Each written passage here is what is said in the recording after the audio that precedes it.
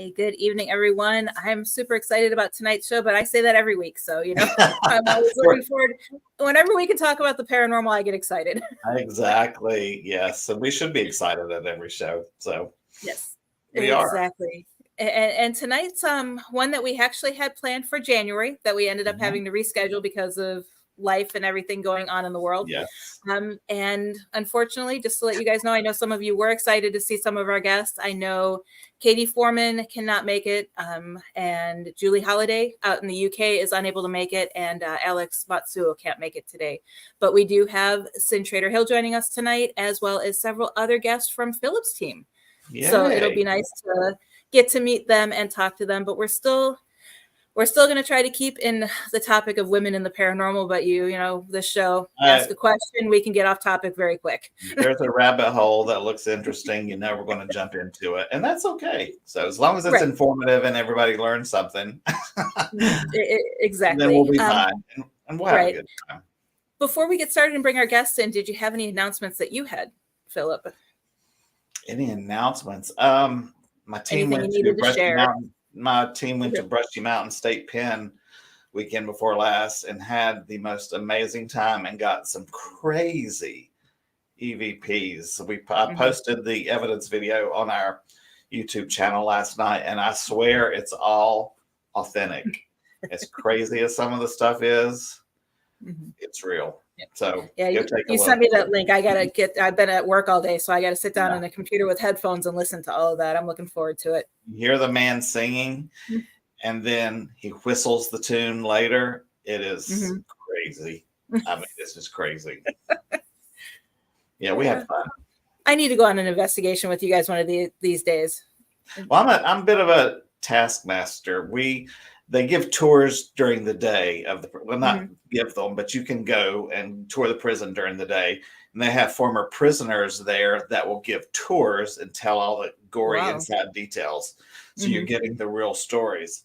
So I made the team, everyone go at 10:30 on Saturday morning for us to do a pre-planning situation, a scope out. Right. Because I knew I wanted to use our DVR system because it's amazing. And I wanted to see how we were going to set up. And so it really helped. So when we got there Saturday night, because we had it from 9 p.m. to about 4 a.m. Okay. So when we got there, we had a plan. And we were able to get in gear and get everything set up. And we had a 300-foot cable running across, the courtyard into another building and running up the third floor. And so it was a lot of fun. If anybody has a chance to go, you have to go. It is an amazing place. Yes, definitely. And I'll try to, while we're interviewing everybody, I will make sure I go get that link and put it in the comments for everyone to see your the YouTube evidence as well that you guys have up.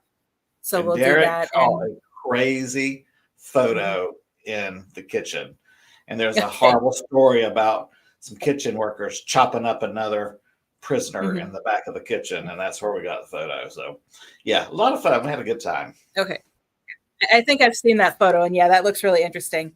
And then on my end, the only thing I have is I have announcements for the 2 books that I have coming out this year. Haunted Florida Roadside Attractions that you wrote the foreword for is going to be available. And that, oh my God, didn't that cover turn out great? It is. With the dinosaur on it. Got the dinosaur pictures last weekend. So it was perfect. Yeah. I mean, it was great. So that'll be out August 5th. And then Ghosts and Legends of the Florida Pirates, who the Haunted Librarian, she wrote the foreword to that one. That will be a cool book. Yeah. That one will be coming out September 5th. So just in time for the Halloween season. Don't forget our May 6th adventure. Yes, I have that. Or May 6th. Yes. Well, we will be on WDJY. That's right. Holy crap, it's that time already. We have to get I got to make that video or the audio. I got to pull that audio off of that stuff. Girl, yes, you do. I'm going to be doing that this weekend. Yeah, it's only broadcast in certain areas, so you may not be able to get it, but you can listen online because go to their WDJY 99.1 FM website and you can listen. Yeah, when I did that, it instructed me to download the app. So you can listen to it through the app as well. Oh, cool. Okay.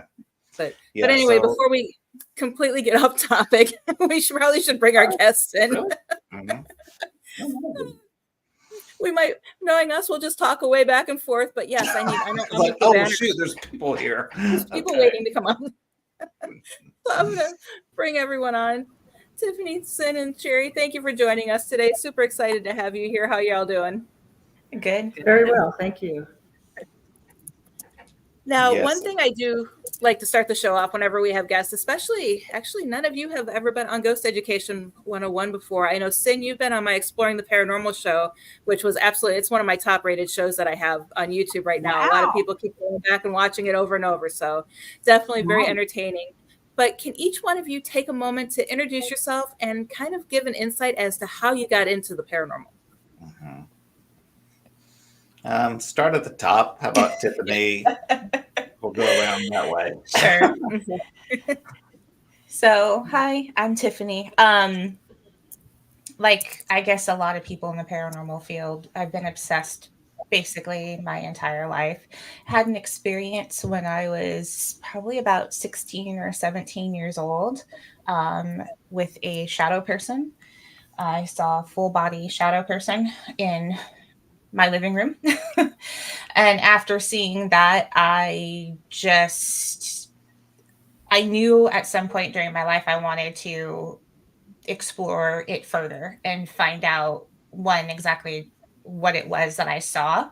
But also just to also make sure, because this was back in the early 2000s, make sure I wasn't the only one experiencing it, because there wasn't a lot at that point. You had a few shows, but the internet was not what it is today. So you couldn't just go and search. You definitely just couldn't, go and tell somebody, hey, I woke up and I saw this.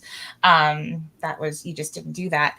And so as I got older, and now that my kids are a little bit older, I started to just really dive further into my passions in life, and paranormal being one of them. And I was lucky enough to discover Philip's team pretty much when he began the Facebook page, or not Facebook, but the Instagram page. I don't know, when was it, 2-3 years ago now? I can't remember, 2 days ago. So I came across it on Instagram, and I immediately followed them because they were posting some really cool pictures, and basically stalking them. And when they had posted that they were doing an event where you could pay to go to a location, and they would basically host you for the night and show you the ins and outs of paranormal investigating, I was all over it. And I told my husband, I said, I'm doing this. No matter what, I'm going to be there. And I went and loved the team. And it just happened that they were needing somebody to come on board. They needed an extra body. And Philip asked me. And I think I thought about it for like 5 or 10 minutes. And then I was like, yes, of course. we weren't going to let you think about it. So yeah. It made you think you were thinking about it. I was like, what do you need? Whatever you need, I'm here. And so I guess that was back in June. So it's been almost a year at this point. Oh, yeah. So it's been an incredible experience. And I've learned, just in the few investigations that we've done, just learned so much, because it's so different seeing it or reading about it, or reading a blog, seeing it on TV, or even just talking to a fellow paranormal investigator and doing it like in real life, like actually being there. So it's been a really incredible experience. And bottom left would be Jerry. Oh, Yep. I'm so sorry if I'm freezing, and my internet is real sketchy here, so I apologize. But my family, back several generations on my mom's side, my grandfather, her dad's side, were all had some abilities, and I just grew up. We talked about it all the time. You just never talked to anyone else about it, especially at church. So, it was such a relief when Philip has done my hair for probably 25 years. Since we were 2. And so getting to know him, knowing him like I did, he was really instrumental in me having anything to do with the paranormal team. And he taught me so much. The main thing, to trust my abilities, which has been a big factor for me. And I just can't tell you how much I've enjoyed this. And when I first started with Philip, we had there was a lot of men in this this field, but I've noticed that women are picking it up, so that's good. And I just I have learned so much. I am so excited about the technical side of all of this. Our cameras and picking up our EVPs is just remarkable. So, I have to say that learning all this and being there and seeing it is like just great for me. And Cyn, on to you, my dear. Okay. Thank you for having me on here. I appreciate you guys. I was a weird kid. I had panic attacks all my life. Didn't understand why I was having panic attacks until the last 15 years, actually 10 years. I was told I was sensitive to this kind of thing. So I'm late to the game. I started investigating in 2013 and found out I was sensitive. I was taking on everybody's energy, emotions, everything. It was causing massive panic attacks since 10 years old. I'm 60 now. So 50 years of that stuff, and I couldn't understand it. But the next year, I founded Elk Valley Paranormal in Tennessee. And interestingly enough, Philip, we just got back from Brushy Mountain. Did you? Oh my gosh, we'll have to compare notes. Yeah. I have not gone through all of my information yet, so it'll be interesting. But I started writing about my experiences in 2018. So self-published author on Amazon, 5 books. I'm working on 6 and 7 right now. Wow. What are some of your titles real quickly? Yeah, I've got Whispers in the Dark, True Ghost Stories. I've got They're Speaking, Are You Listening? My most compelling EVPs, Realm of Shadows, and It's Not Goodbye, Signs from Beyond. That's the most touching one that families have written in about signs that they've received from their mothers, fathers, cousins, friends, all that kind of stuff. So that's been a different book than talking about my investigations. Sounds good. Sounds like I have to do some ordering. Yes, you do, Philip. And before we go on, I just kind of want to stick one question that I wanted to ask, because this was originally a Women of the Paranormal show, and I don't want this to be a women hating men, men hating women question. I just want to know, because I hear from everybody different aspects to this question, is as a woman in the paranormal field, do you feel that you have more challenges ahead of you, or do you feel that it makes your life in this field easier? I'm just going to say, only in one area. And I'm a very technical person. I mean, I'm a nurse. I used to be a nurse, but I have a lot of technical ability.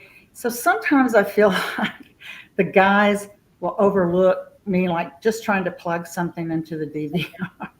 You know what I'm saying? Right. Like, are you sure you hooked that camera up correctly, or some? I just feel sometimes technically I get that, but nothing else. Not really. Okay. Yeah, and the only reason why I asked that question is, I mean, I've never experienced it, but I've heard several women in the paranormal field. Of course, you see in Facebook groups that, and I don't want to work because I'm going to get hate mail for this. I know it. It is that either they're trying to get attention because they're not getting the attention they want, or they're really experiencing this discrimination that they're claiming from the men in the paranormal field, because I hear a lot of women say that it's an old boys club. I can kind of see that. And I'll be honest, before I joined Philip's group, I went out with another paranormal group. And I knew, like, within 5 minutes, I knew they were full of crap. And I had never touched a piece of equipment before that, but you have to trust your gut. And I knew that they were putting on a show so that they could go and post it in groups. So I think that's playing into a lot of what I've seen since, especially in these groups. And I'm probably going to get hate mail for this too, but I would agree with you, Heather, that there is a lot of that going on where people are kind of putting on this show so that they can get that attention. But I also think it's also a society issue where we've been kind of groomed to believe that that's what we have to do in order to be taken seriously. We need to look a certain way and act a certain way and present certain things to get that attention to make people listen to us. So I think we have a long ways to go in terms of breaking those ideals. But yes, I have seen a lot of that. Okay. Yeah. I stay away from the drama, so I avoid it. I know, me too. It still keeps popping up. I kind of just sit back and I'm like, okay. Right. I think the older I get, the less drama I want. And I know the first group I was with, there was this one guy that always put me down for anything and everything. There was this just one guy. And when I formed my own team, you know, you can pick and choose. You find people that mesh really well, and it's just so much less drama than to have to put up with a know-it-all. And, you know, the thing is, he didn't know it all, but none of us do. So everybody just needs to get along. Yeah. Right. And that's the funny thing too, because I mean, ever since I was little, I've always gotten along better with guys. My best friends growing up, you know, my best friend in high school, it was a guy, you know, and I would rather hang out with the men and the guys than the females growing up. And when I joined a team in Vegas, it was like I, you know, got along really well with the men on the team, but the women hated me. And so it was just weird. It was like, you know, I just don't get this, you know, it's like, what am I doing type of thing. But I hear that from a lot of people that they just, you know, it's either they're in with the men or they're in with the women, but they're not in with the other sex. And there seems to be a division. But you know, talking to you guys, you're making me remember that this is, you know, people do it for entertainment and for attention. Yeah. I mean, speaking as mostly a man, when I see some of the female investigators in all the sexy garb and the glamour pictures, I a little bit question what is our intention here with this? Right. Yep. You know, are you getting That's what I evidence? was Are you getting getting at, too. attention with your va-va-voom look that you're going for? That, you know, like when my team's on investigation, if you have long hair, it's pulled back in a ponytail. You know, we're not there to look sexy. We're there to do a job.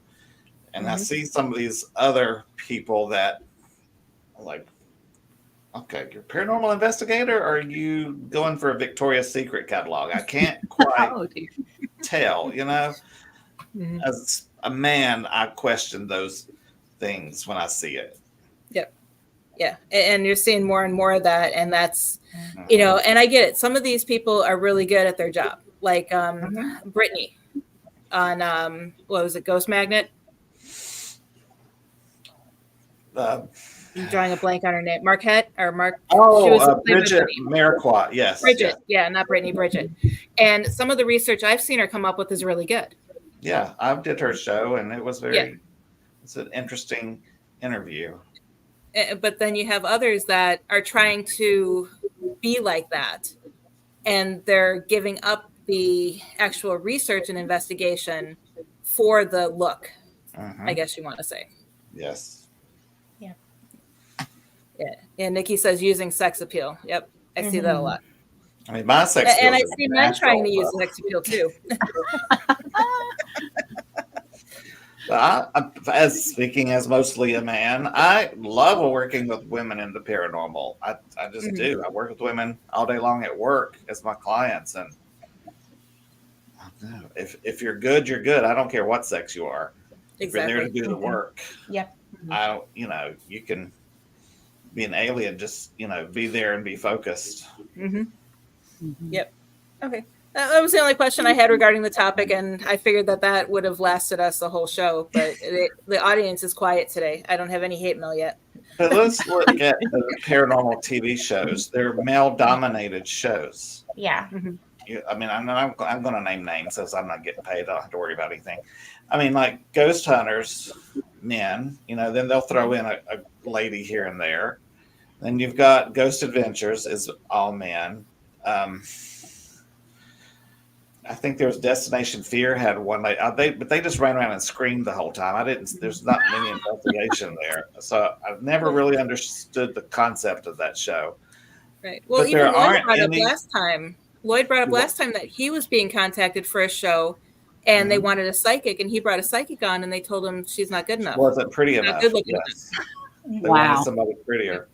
Well, Yeah, and that goes really to says what a I lot. was- Yeah, Yeah. it does. And Yeah. that goes back to what I was saying earlier is we've been conditioned to, if you don't look a certain way, if you don't act a certain way, if you don't have a certain appeal, then you better do these certain things in order to get the attention of not just men, but also women, Yeah. Mm-hmm.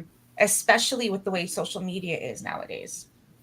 Mm-hmm. If you don't have a certain aesthetic, you're not going to get seen. And that's just how it is. And it's really sad because there are so And many it's sad. people out there. Yeah. That's sad. There are so many good people out there who deserve to be seen because they're Mhm. good and because they're doing the research properly, and because they have some really phenomenal evidence. But instead, the algorithms are picking the people who are just flooding the algorithms with just a whole bunch of stuff that really doesn't mean anything. Mhm. So Yeah, and that's the other reason why we do this show, not only just to educate the up-and-coming investigators, but to also give people exposure that don't normally have it. right. Because we don't have your we do sometimes have your mainstream one, and we have a repeat guest, but we try to open this up to new people every time we do something. Mhm. It is nice to see ratios of men to women on paranormal teams. I mean, the serious teams I see out there are a lot of women on the teams. I mean, and it's becoming a bit more balanced, I think, in Mhm. membership of men to women on paranormal teams. No, I'm out ratioed on my team. Well, yeah. True. What's the dog? Is it a Yeah, boy? she's a female. She's a female, Okay. but she's not really part of the team. Well, don't tell her that. Okay. But I don't know a lot of female team leads, though. It seems like there's more male. Of course, it's just maybe not knowing them, but more male leaders of teams, and not as many female leaders of teams with men on that team. If it's a female leader, it seems to be that they're all women. I don't know about your team, Cyn, but do you have men and women? It's your We team. do. Yeah. We're half and half. See, Half that's and great. Yeah, Mm-hmm. that's great. And, What a weird- we work well together. I think Yeah. we're pretty That's about good. 50-50. Yeah, and we didn't Kind set of out happened, for yeah. that. We just It just wanted to happened. get the best people. You know, I think if you're going out with that kind of intention, Hmm. I think that's what you're going to receive. You know, because you're not looking for a particular look. You're, like you said, Philip, you're looking for the person who is willing and able and enthusiastic. And fits And with the other people. Yeah, exactly, absolutely. exactly. That's a And big thing. it is a huge thing. And so if that's what you're focused on, you know, it's like a job interview. Yeah. If you really know what you want and what you need, then that's what you're going to end up bringing in. So Yeah, and Okay, that's why we don't ladies, allow so- outsiders on our team yet. But there's still no female teams on TV. No. there was one I think was supposed to get started, but they went YouTube instead of full on TV. It was what Katrina and her friend. I don't remember what they were going to call the show. Oh, Katrina Weidman. Yeah, and her friend. They Yeah. both of them were on Paranormal State together. They were She was- supposed to start it, and then it was supposed, now it's going to be on just a YouTube stream or something like that. Yeah, because they can self-produce on YouTube. That Right. probably means that they didn't get picked up by a network if they went to YouTube. Yeah. So I'm sure if they would have, they'd be on a network. Yeah. I mean, I've got friends that they've tried to get a show as 2 female leads, and it's tough. Bob says we should bypass Hollywood completely and just do YouTube and Facebook and drive Hollywood out because they're ruining the field. I love it. Yep. Thank Because you. they all come in with scripts. They all come in with scripts. Yep. I mean, I don't watch any of the paranormal shows. I watch a lot of amateur YouTube things to see what real people are doing that are doing it not for a scary video. Right. And it's like how I learned about the talking bowls, the water bowls. It was from some team doing it on YouTube. Like, oh my God, that's the coolest idea. Yeah, I like to see those things. And then when you see them walking around with the SLS and thinking there's somebody in every chair, then I have to move on. But I like to see the real people doing things. Yeah. So on that note, going a little bit with what we've been talking about, what is one thing you would like to see change in the field? True evidence. I mean, going back to that first group I went out with, they were using the SLS app. And I'm not a very technical person, but I have a logical brain. And I was like, there's no way this is the actual device. How it's an app on your phone. And they're like, but look, it's mapping. I'm like, I didn't say anything, but inside I was dying. And I'm like, how could you possibly think that this is giving you true information? You know, it's just stuff like that. And then like the stuff I see in these groups of like, clearly there was one recently where they clearly used the markup function on their camera, on the photo, on their phone. And they're like, look, it's an arm. It's a child's arm. And we're all like, are you kidding me? But there were so many people in there who were trying to defend this person. Yeah. And they're trying to pass it off as true evidence, as something that's paranormal. And so I had to leave the group because I just couldn't take it anymore. But I would just love to see more just truthful evidence. And if you don't know that if something is truly paranormal, it's okay to say that. Look, we just can't explain it. Or no, this is clearly just something that's out of focus in the background. You know. But yeah, that's what I would really love to see. And that's one of the things that really drew me to Philip's team, was that our main goal is to find undeniable evidence. And we're not going to share it unless we are 100% sure that it is paranormal.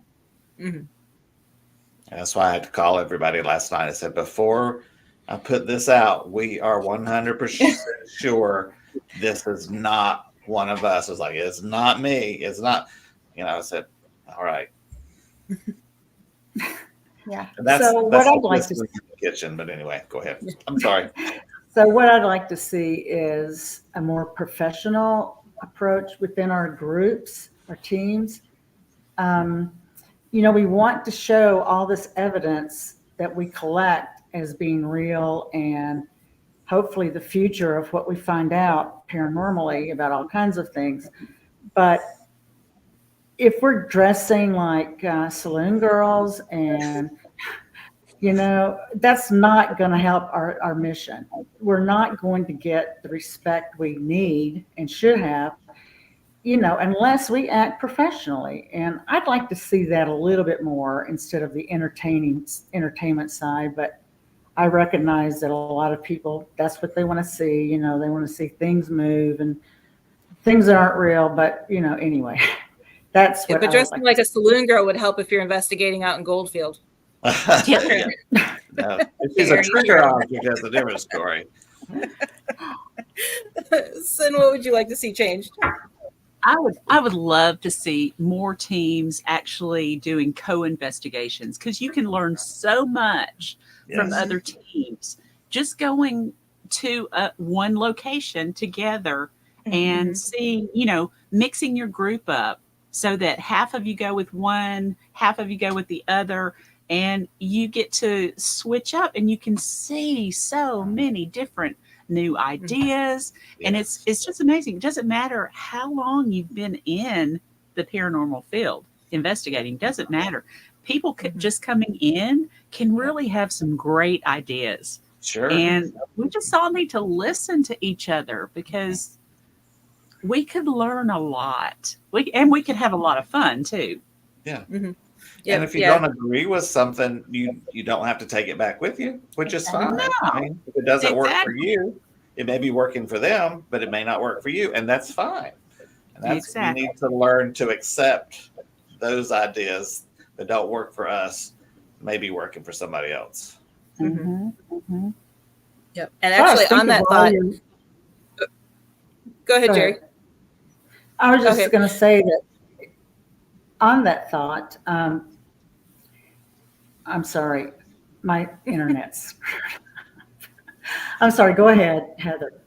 Okay, no problem. I was just going to say, keep your eyes and ears open, because a project that we've been working on with our production company that we've worked with has something in the works similar to the mixing teams together and mixing everything up. Based on all of the other teams that because this production crew's worked with 7 paranormal teams, and they're in the process of getting us all together in one location and having us mix it up for an upcoming documentary. Fun. That would be fantastic. Yes, it would.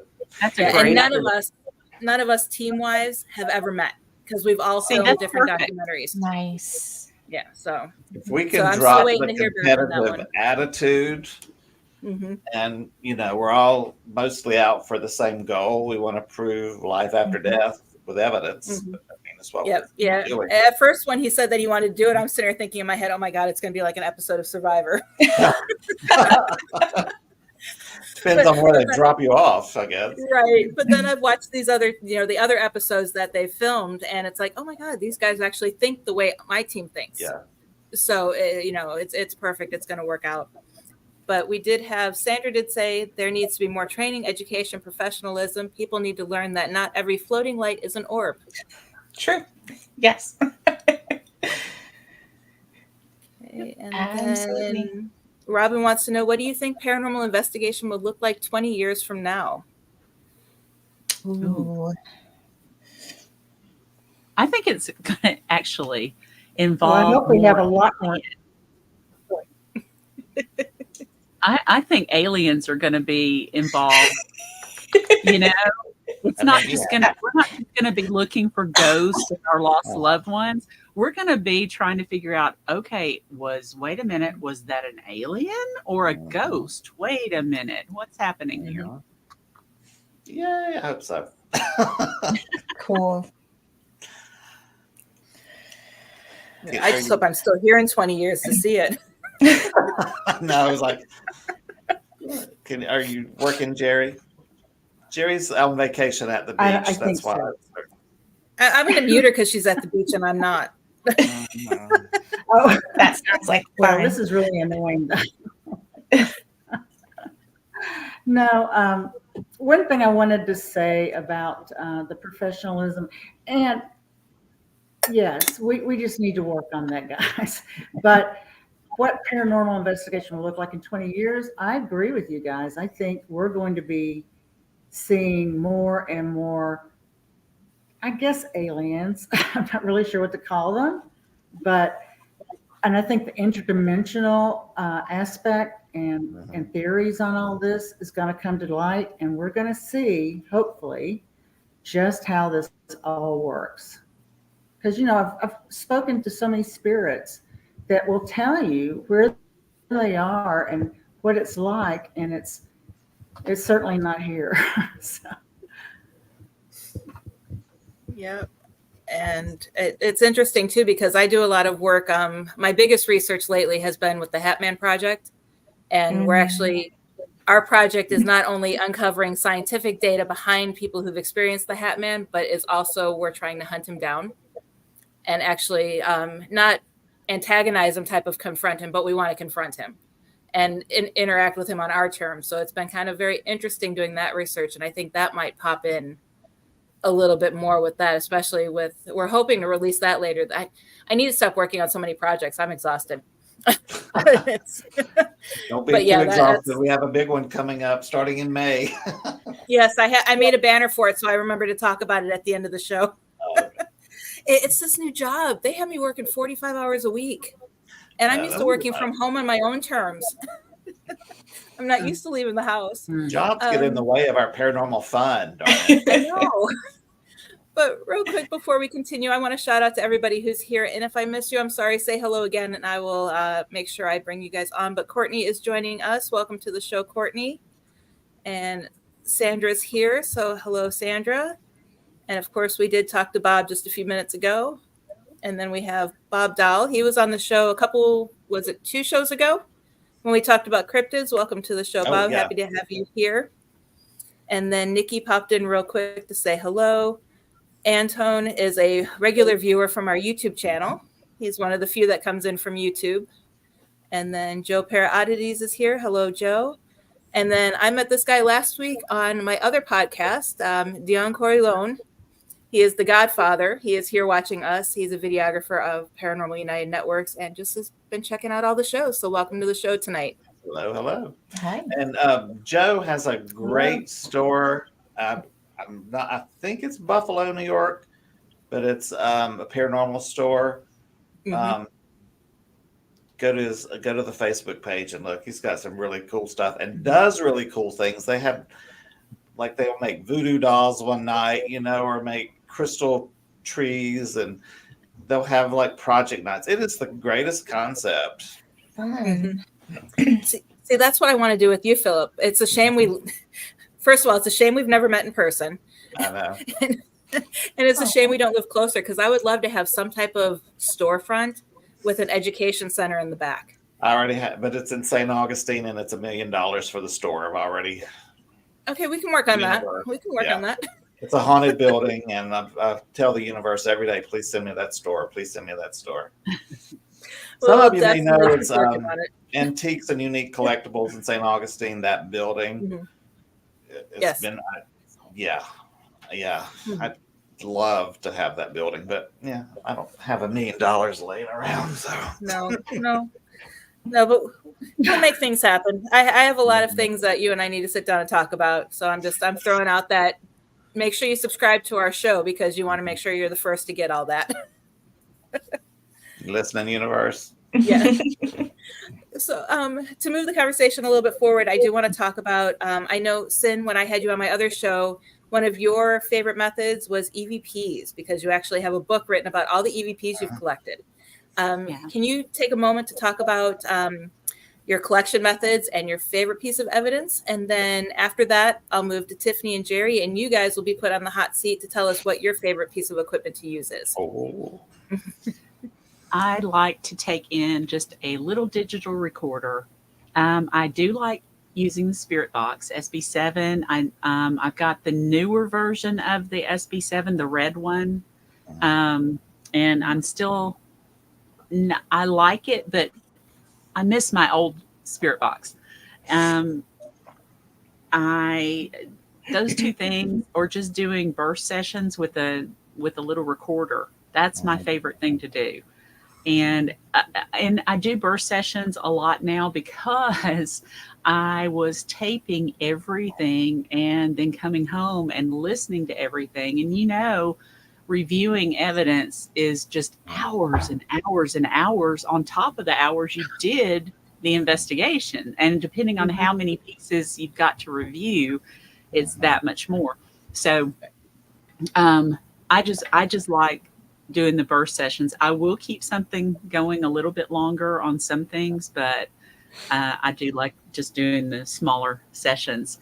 And probably my favorite EVP I've ever gotten was at a residential house. I knew something was there. I couldn't see him, but I felt somebody there. I was just taking pictures, and I said, okay, I know somebody's here with me. Come, I'm just taking pictures. Come to the next room. And took pictures in there. And I said, okay, come with me. And went to the next room, took pictures. About the third time I said, come with me. Now, I didn't hear this in real time, but when I got home and ran it through my computer and Audacity and everything, I heard, I've got a better idea than to follow you around all night. That's awesome. Oh my gosh. Now, the skeptics who say, oh, these are rogue radio waves and There's all that. no way. Yes. I mean, come on. Not with I think- intelligent answers. Yeah. I mean, direct to you. Like, Yeah. lady, Yes. Philip's thing is he says he always wants to hear a cuss word out of the spirit box because you're not going to get that off of radio stations. It's just not going to happen. So if we can get those cuss words, we're like, hey, there's no way this could be a radio station. You know? Yeah, we had an investigation with the spirit box, and I've always kind of dismissed it just for that reason. And it was like the other investigator must have really pissed the spirit off because we had a chain of 5 or 6 swear words back to back, F you, you know, mother effer, and it just carried on. And he's like, "Yep, that's not a radio." Yep. No. Love it. Love it. Yeah, cuss at me all night long. I love it.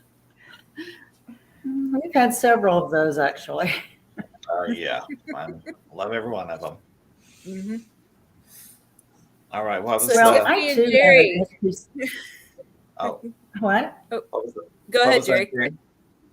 I was just going to say that I too have an SP7 that I absolutely love. I don't like the newer version.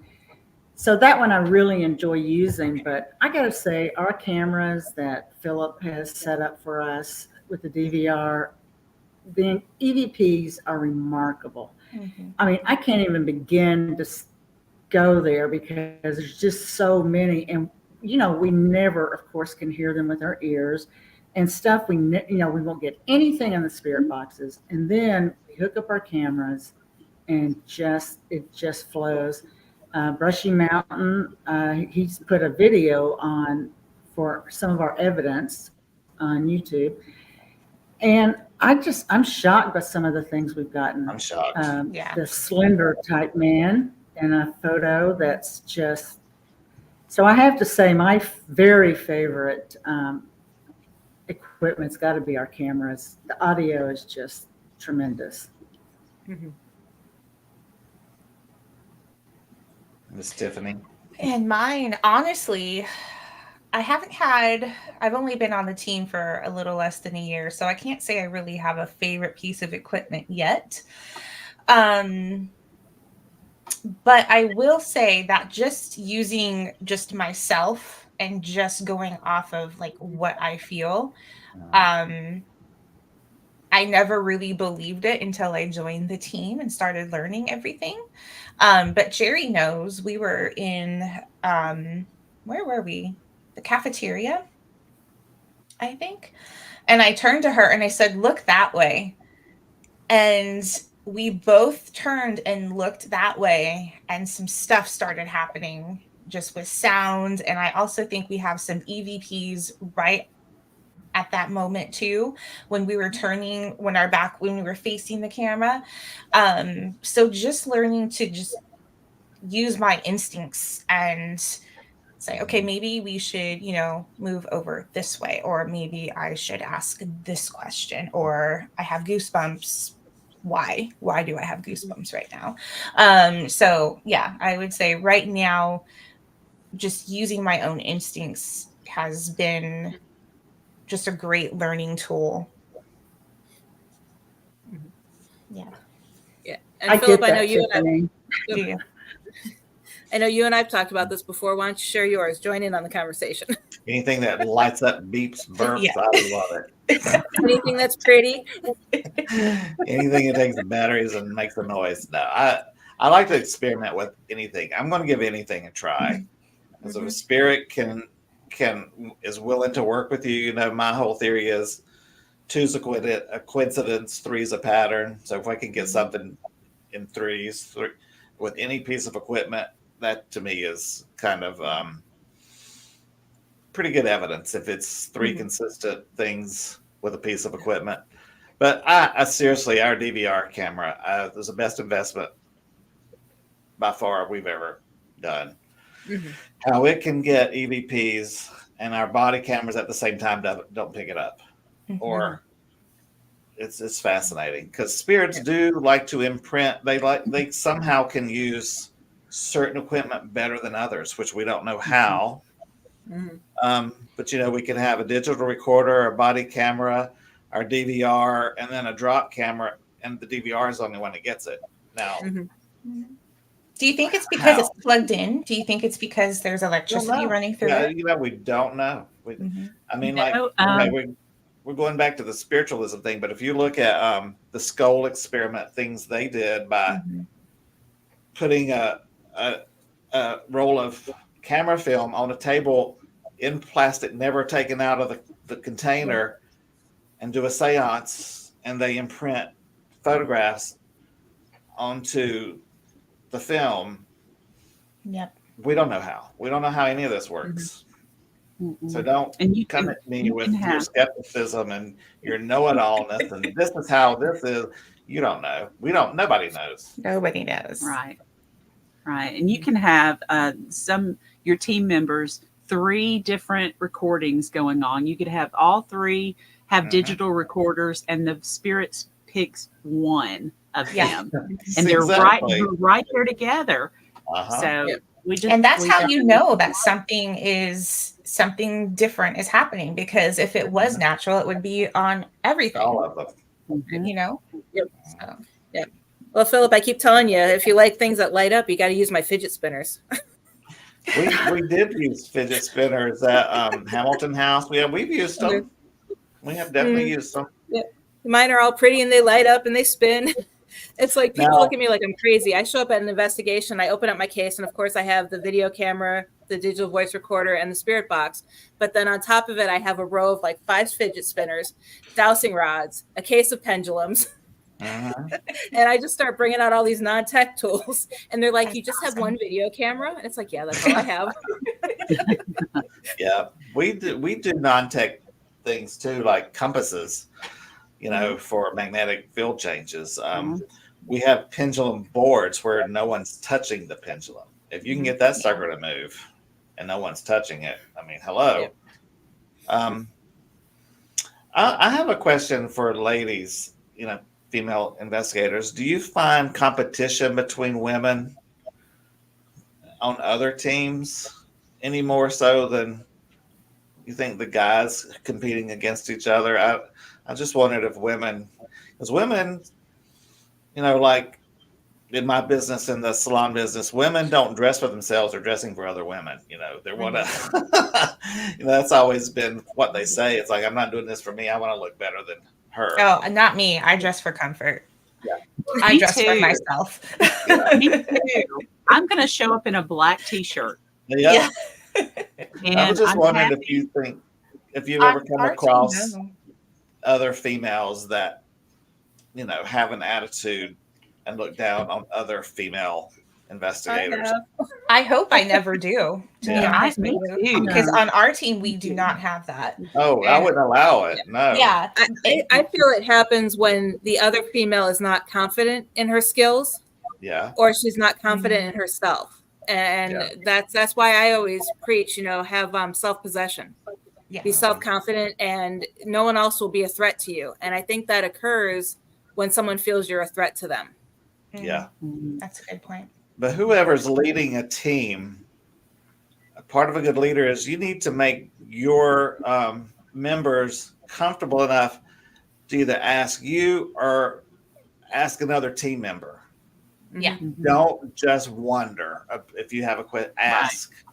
Yeah. And no question is a stupid question. Yeah. Exactly. So if you don't know, you don't know. And then once you do know, you know. So you need to make your team members feel comfortable enough with the leaders of the team and other members of the team that's like, I don't understand this, or I don't understand this piece of equipment, which, we all get trained on my team. But, to be comfortable enough to ask somebody else and not be embarrassed about it. Don't say, oh, I feel so stupid asking this. No. No, just ask. Yeah. Yeah. Yes, And even though I know ask. your team is amazing, I feel bad for them because I've seen your training manual.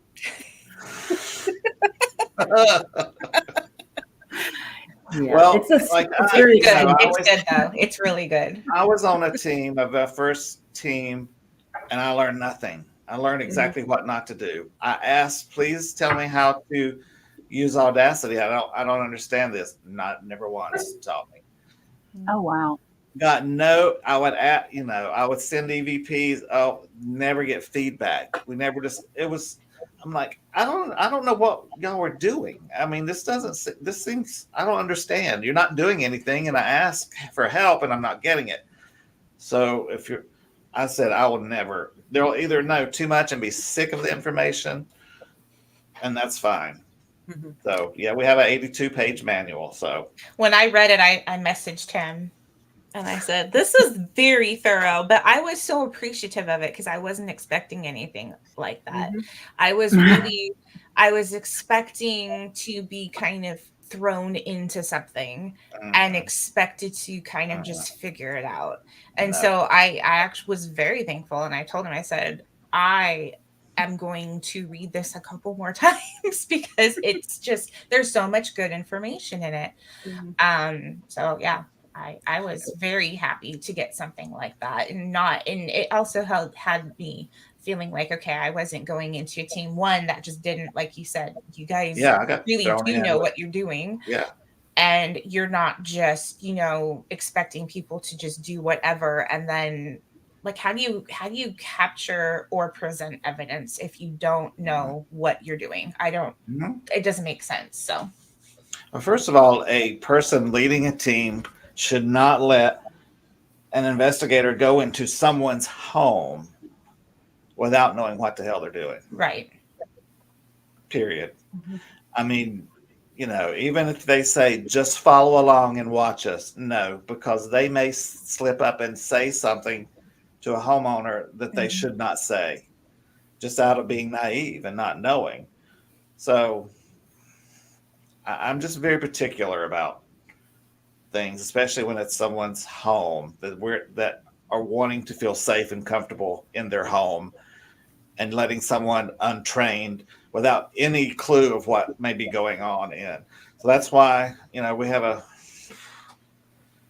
all day training sessions at my house, but that way I don't have to worry. It's like, they can go, they know what they're doing. And we're totally off the women in paranormal subject, but I told you we'd get there. I don't know. Yeah, we're there, 10 minutes in, but. Oh, it was more or less just to start with a topic and see where it goes, like we always do. And sometimes we stick to the topic. Sometimes, sometimes we don't. I think even with Lloyd last time, he did his presentation, and then all the questions were not even based on the presentation. True. As long as it's informative and interesting, that's fine. Yep. Yeah. Sandra has a quick comment. Yeah, and a team's manual shouldn't be just a bunch of rules.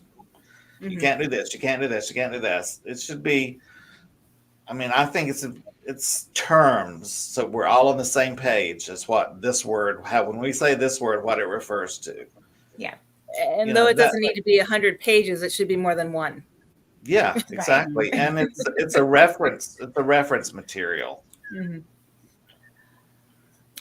When I started, the first time I ever did an investigation was with Philip. I had no idea what I was doing. I was just there, like wandering around, trying not to talk when I shouldn't, that kind of thing. And he has been an incredible teacher. And our new people on our team that haven't been there quite that long, I am so glad that I have the knowledge to actually help them and teach them along the way, because I know a lot of people have never gotten that. So yeah, our manual is extensive, but it's all there. Everything, we can, you can refer back to it, and it's just there, and it's really nice to have. Yep. Or somebody needs a form. I need the video log form. It's in your manual. Yeah, and if anybody watching wants it, I'm happy to share it with you. It is a good read. I've learned a lot from that. Yeah, I mean, I and would you actually may like to see it. okay, I would like and to you may see not it. agree with all of it, but I just put everything in it that I thought may be important. I think that's a fantastic idea. Yep. You have to get me your email, and I'll send it to you. Be glad to. Yeah. Be glad to. Okay. Well, if anyone in the chat has any questions, please feel free to ask us. We're just kind of chatting back and forth. Original topic was women of the paranormal. But as always on Ghost Education 101, you guys can ask any questions you have regarding the paranormal. And if it's clean, anything else in life. Well, I find women doing investigating that are just fearless. It's not like some of the ones you see on some of the shows where they're running around screaming. I couldn't handle that. I mean, we have don't go Behind there. the building.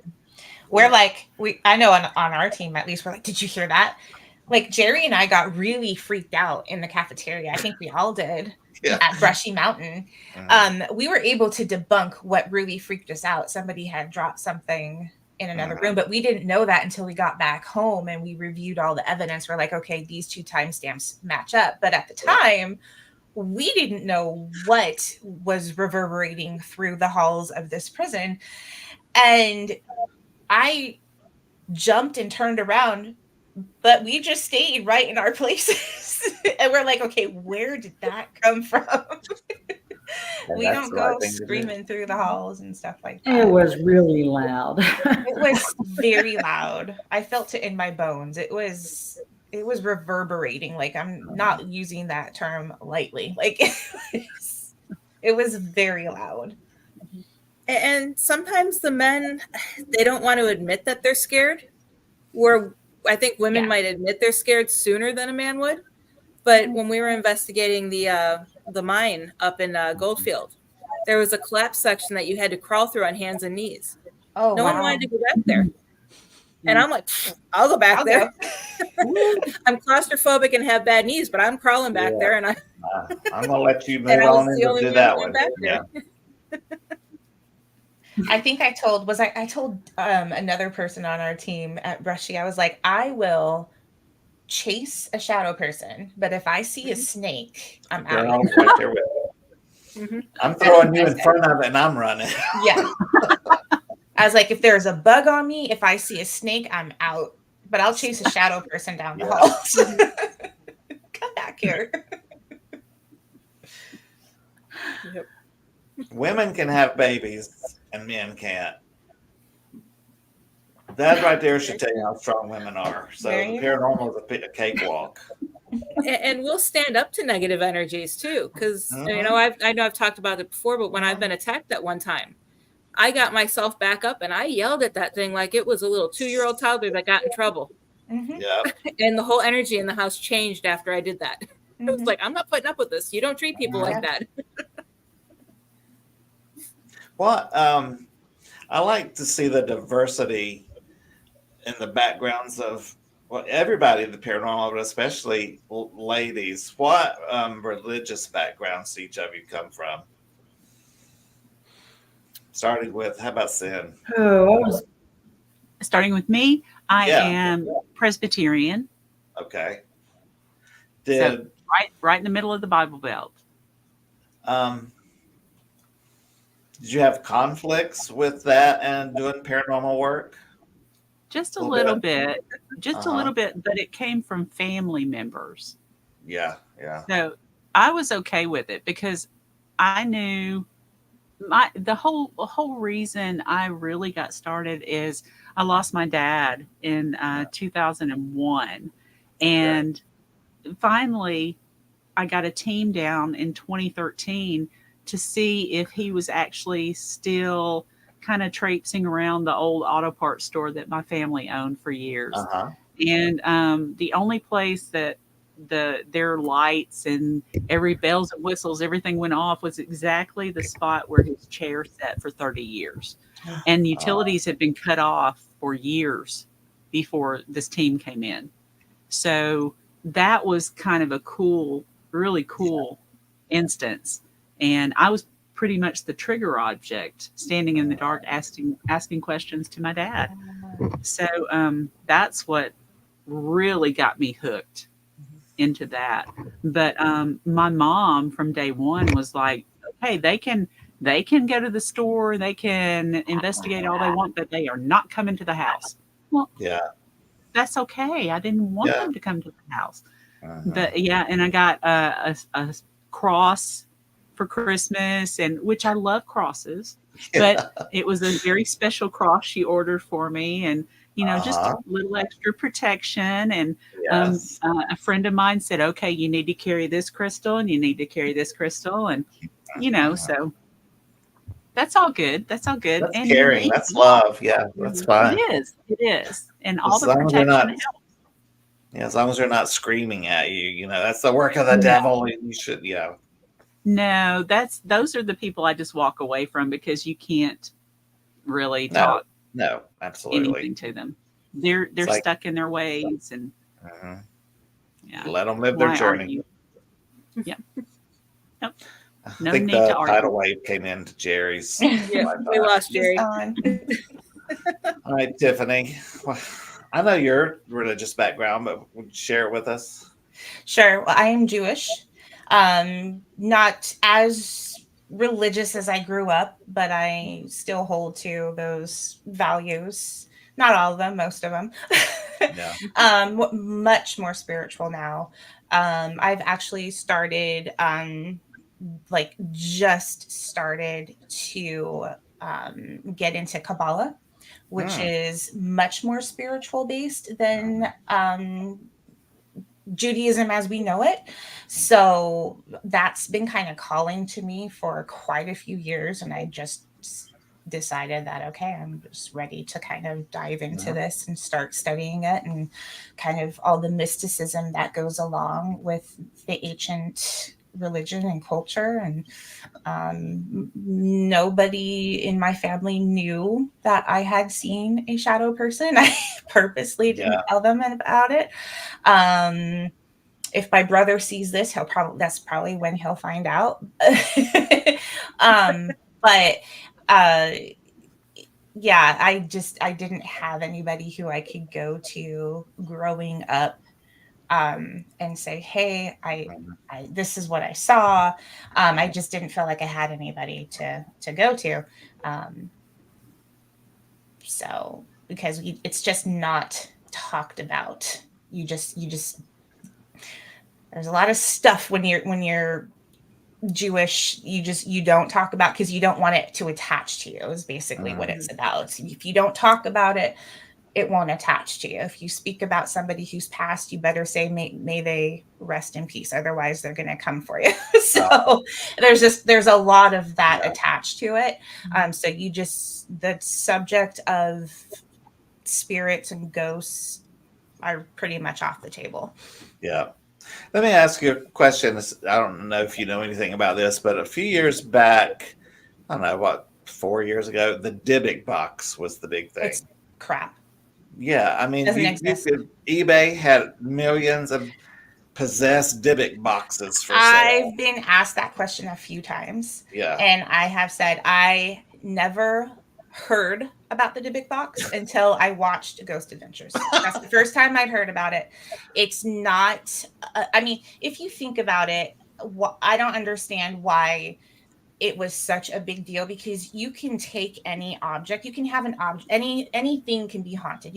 Any object can be haunted. So it was interesting to me that they chose to attach a story. The guy who says he was the original owner even came out and said it was not true. But it's still this huge story, and you wouldn't believe how many people had tried to argue with me on the subject. And I'm like, it's not a thing. We don't have these boxes in our homes. We don't talk about them. It's just not a thing. But they like that story, that kind of embellished story of the spirits. And it's now started self-manifesting itself in the aspect of the story. Yeah. Yeah. So I'm like, no, it's just, it's, no. I was like, the most I was ever scared growing up was Fiddler on the Roof with the cemetery scene. I was like, because in my head, that would really happen. So like, that's what scared me. But no, I was not scared of a Dybbuk or a Dybbuk box. It's just, yeah, it's not something that was a thing. Well, I'll return the one I bought for you then. Okay.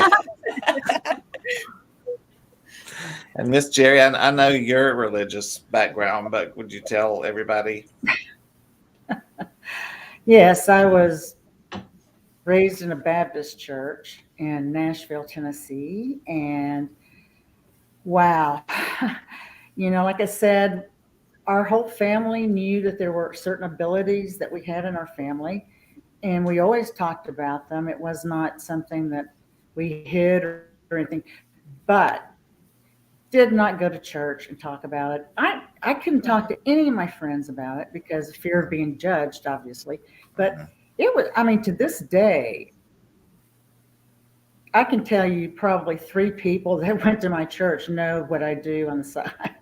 It's just, you cannot go there. They think this is demonology. This is Satan, that we're communing with Satan. And so, no, and honestly, most of my neighbors don't know what I do either. And it's just my particular socioeconomic group. It's not, you don't do it, it's just not done. Yep. So yeah, being raised Baptist was not conducive to ever being able to share any of this with anyone. Mm-hmm. Yep. And Heather, you were raised in a commune, right? No, I wish. I wish. That would have made life so much easier.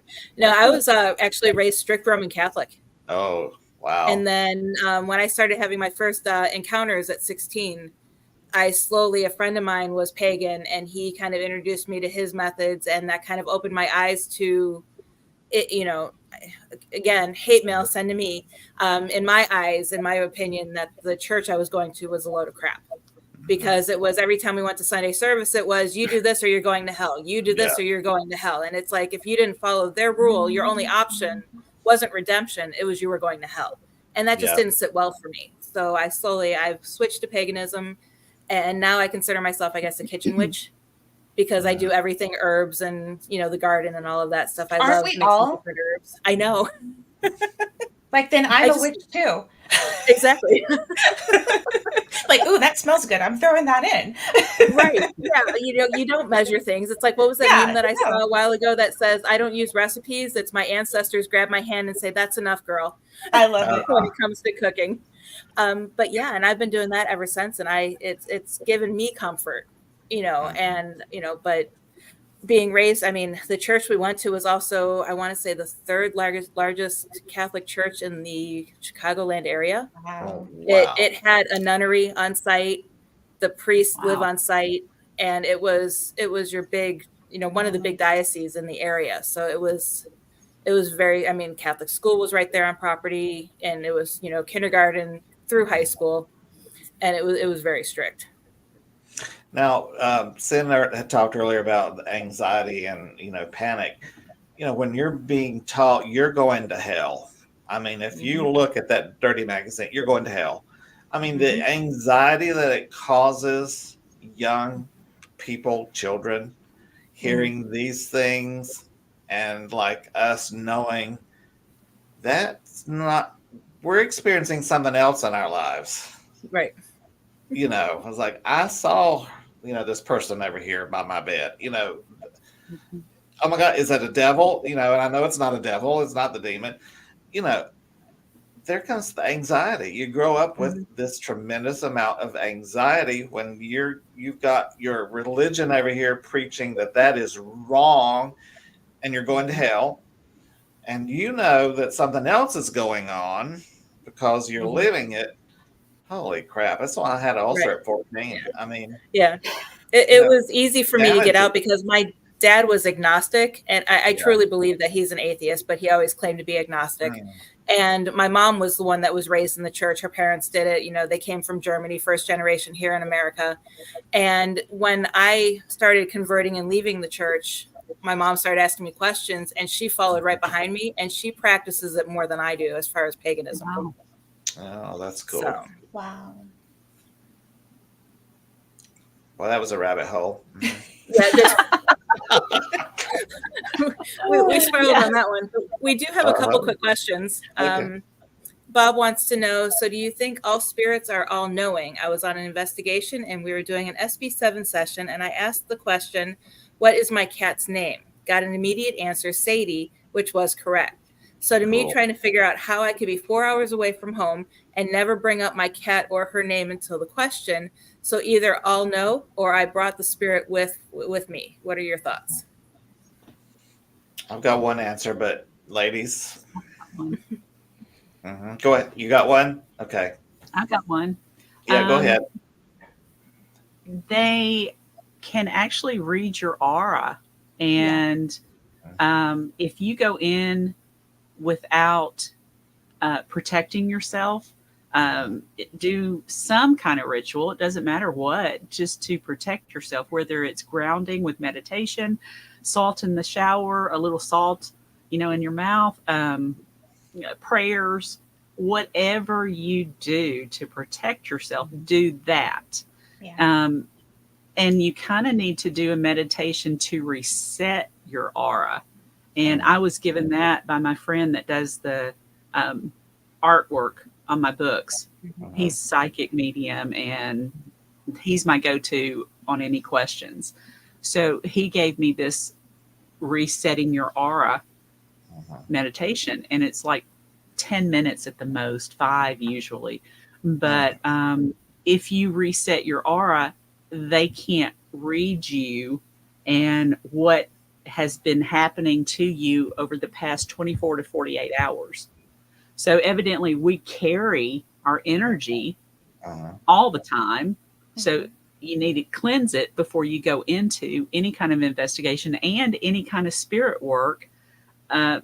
Listening to EVPs, I didn't realize you needed to set your boundary when you're going through your own recordings. I had something come through the computer that spoke to me. It was this girl that sent an EVP for me to figure out what it was from another state. And they actually were talking to me. So how does that happen? You've got to really take care of yourself and protect yourself, and whatever you do, prayer, salt, whatever, just do it.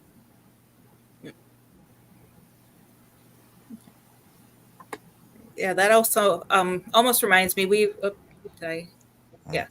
that's the next question. But we were on an investigation, and it was a residential, and we were waiting for the rest of the team to gather the equipment from upstairs. And all of a sudden, and just a little backstory on that, in 2018, I was diagnosed with stage 5 kidney failure. And over the years, I'd reversed it, and I hadn't even told the new team I was on that I had it. Nobody on the team knew it. We weren't even talking about it. I was standing next to the little Google things, OK Google or whatever, the Android things that start talking. And it all of a sudden started saying kidney disease, and it was giving the definition of kidney disease and how to treat it on the device. And we weren't even talking about it. And I was like, what the heck? And the homeowner's like, what is going on? And then that's when I revealed to the team, hey, this is what I have. And I don't know, because at that time I was I think I was stage 4 at that time. And it was going constantly. Through.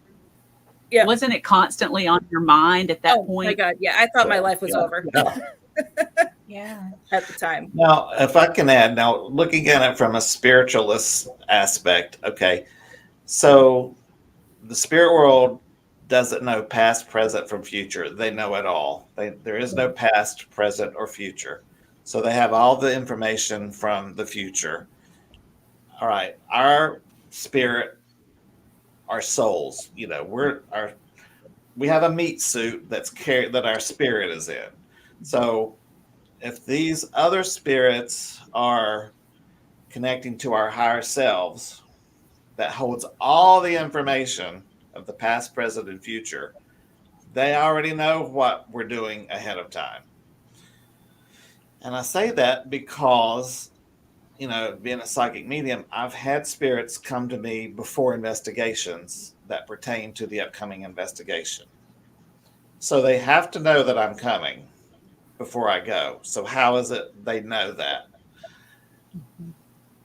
They're connecting with my higher self, my higher soul that's in a different plane that has all this information. I know this gets a little, If you look up the Akashic records, that's all the information in the entire spirit world is up there in the cloud library in the sky. These spirits can access this. I know it's getting really woo-woo. I'm sorry. Oh, no, that's where I'm spending my afterlife, is in that library. Yeah. So that's my take on it, because I've gotten serious information before an investigation that I didn't even know what it was about until I got there. Like, I didn't even know what I was going into before I got there. And then I was like, oh my God, you're connected to this and that. So they do know sometimes. And also, the ITC group that I have, the ITC collaboration, we've done experiments where, like I did the code word experiment. I wrote a word down on a card, put it in an envelope, and then we had different members of the group do spirit box sessions asking for the code in Philip's envelope. And a percentage I forgot what the percentage was. This has been a while. So they know things. They just know things.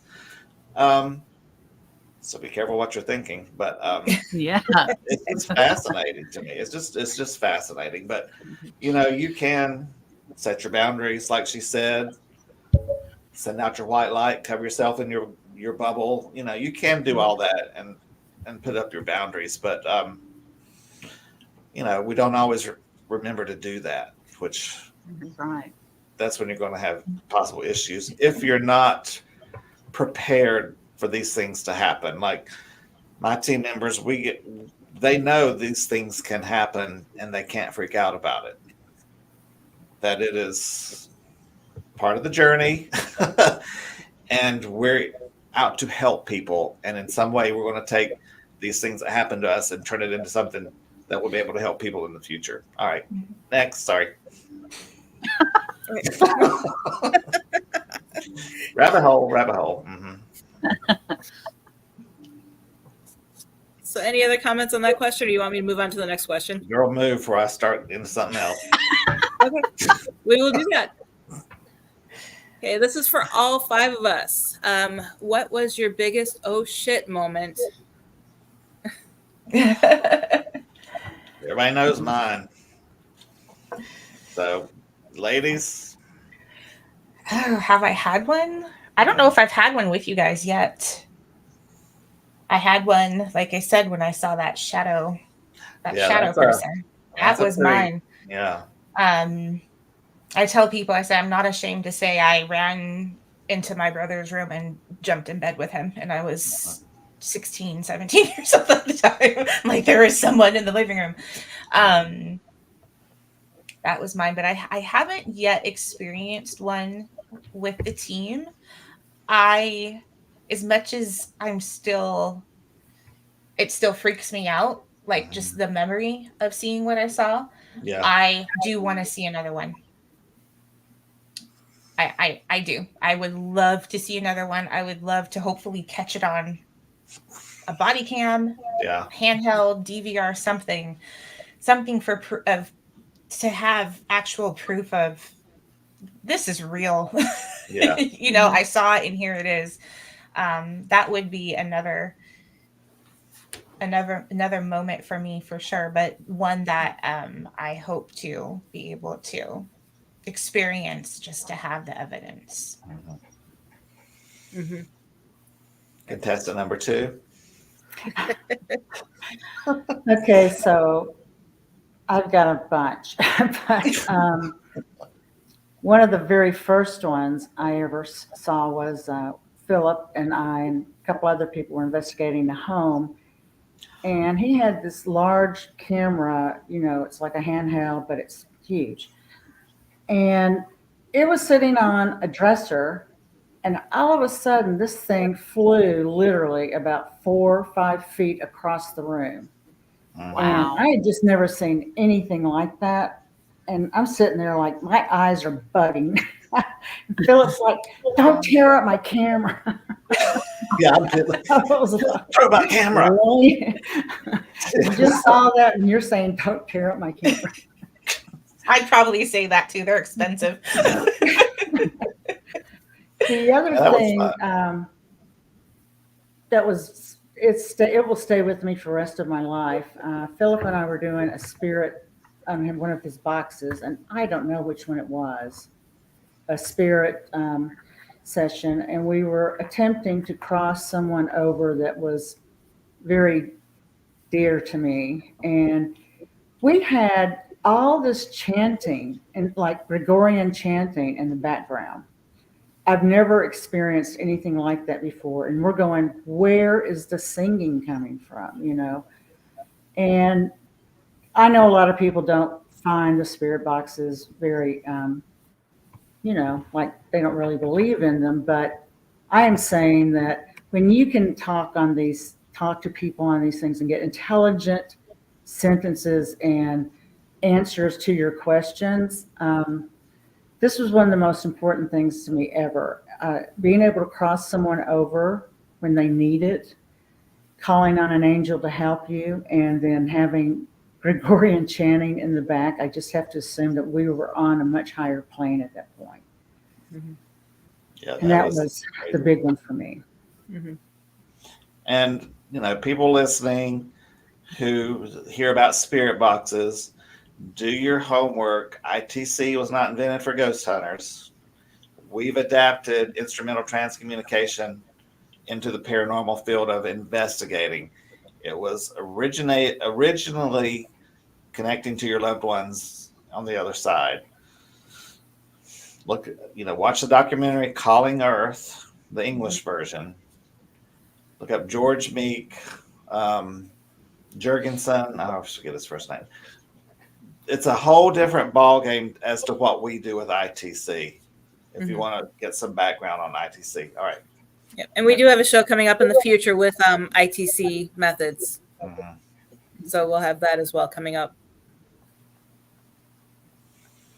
All right. Cyn, what was your oh shit moment? Yeah. I've had 3 that were the same thing. And it was something I couldn't see, couldn't hear. I was by myself all 3 times. 2 were at the old hospital here in the county. And 1, I was on vacation in a cabin up in the mountains with my husband. And all 3 times I got rushed, or it's what I call rushed. And it's when something is all of a sudden just right there screaming. You can't hear it, but you can feel it. And it's just the most intense silent scream ever. And that scared me. So I would walk a little bit faster out of the area. But it's only happened 3 times, and I'm not looking for a 4th one. Yeah. Yeah, I know with me, it's always hard to pick because every time I have an OS moment, it seems something else happens that like puts that one and makes that one look like child's play. And then you have those moments that it's like, oh shit, that really can happen, like the exciting ones. Yeah. But one that really shook me was we did the investigation. I know I've talked about several times before, the one where I was attacked. My fellow investigator, his eyes went black and he lost, he had a time slip where he lost track of time.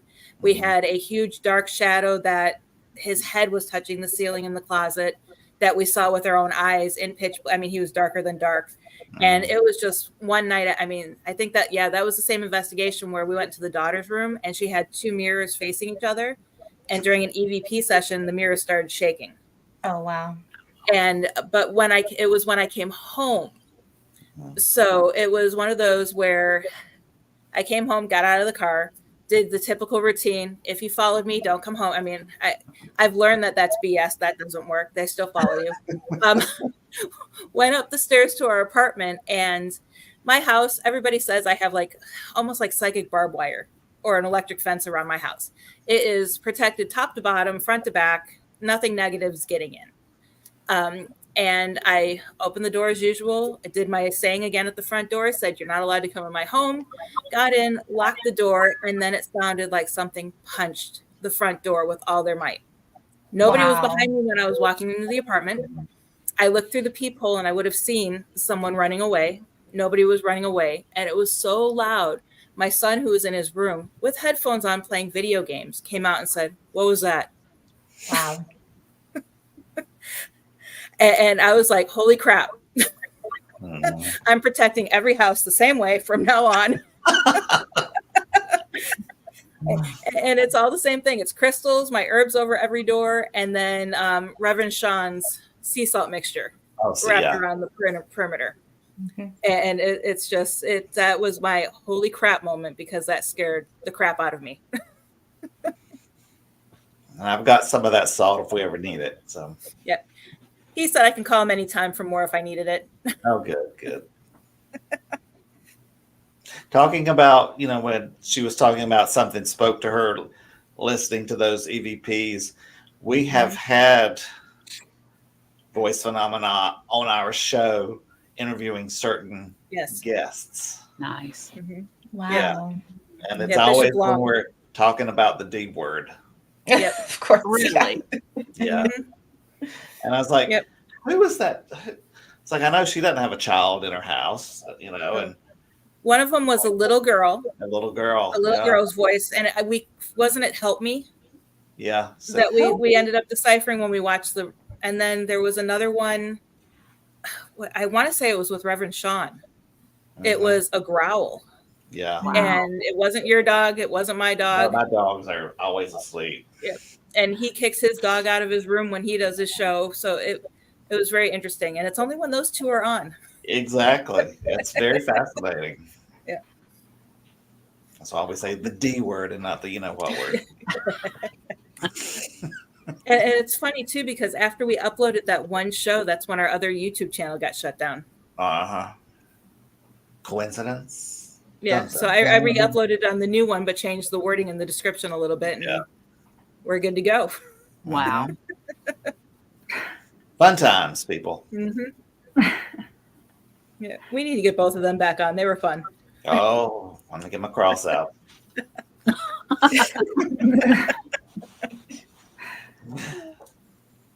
All right. What other questions?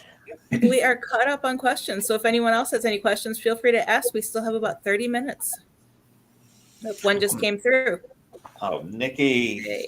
She's in Tennessee. Can I take a moment to say thank you to GPI. They truly are some of the best, very loving, and they openly and have helped in ways they could never be thanked enough for. Oh, thanks, girl. She's so sweet. I saw the question mark. I thought it was a question, but still thank you. I would have shared that anyway. Antone says, try walking into a room that has music coming from it, knowing there is no place it could be originating from. Walking into the room, the music just quit about 15 seconds after walking in. Wow. Yeah, I have someone that. Sorry, go ahead. Oh, no, I was just I'd like to know more about that situation, but go ahead, Jerry. I have someone that comes to me pretty often, was a friend of mine who's obviously passed away now, but he always comes to me and I hear music and it sounds like it's coming from far away. I go outside, I go everywhere trying to, and then it hits me, oh, it's him. But yeah, I get the music thing because it's creepy.